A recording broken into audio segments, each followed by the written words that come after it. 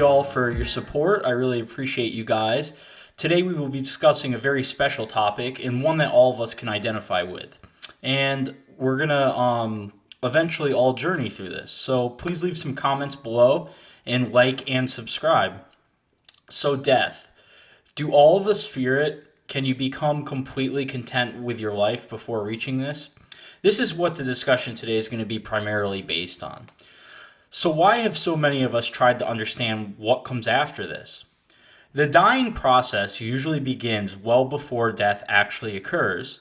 As that process begins, a person starts on a mental path of discovery, comprehending that death will indeed occur and believing in their own morality.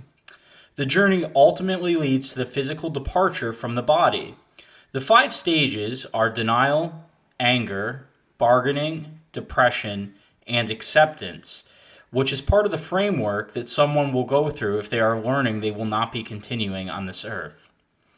What is really interesting here is how one's way of thinking usually completely changes once they learn they may die or are going to. So, should we not have lived our entire life as if today may be the last day? Many people would label this compulsive. See, guys, there's a label for everything out there. Some will admit the root cause of their own personal research, and some simply will not. But again, it is fear.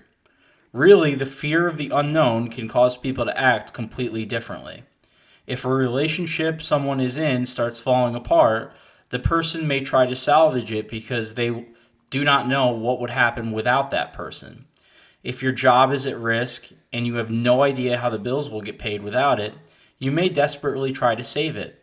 Instinctively, we are all afraid of what we do not fully understand, and death is the ultimate event we cannot control. Many people believe in a heaven, hell, a reincarnation, or some type of afterlife. Is this because they simply cannot accept there is absolutely nothing after this gift we call life? Many of us think of what happened in the past and base that on how we live in the current state. We also think of what could happen in the future and base decisions we make based on what a possible outcome could be. However, what if we lived in the present at all times without interference? I truly believe death as an entirety could be overcome with this simple principle. Be mindful of the present because that is the only guarantee. Let me give you an example. You just found out you have 2 months to live. You have the end stages of cancer, but still are able to move and get around. Do you now appreciate things such as a field with beautiful mountains in the back, or even find the fact that your wife yelling at you is more attractive? Does the company become more of a privilege? Today, guys, I want you to live. Goodbye.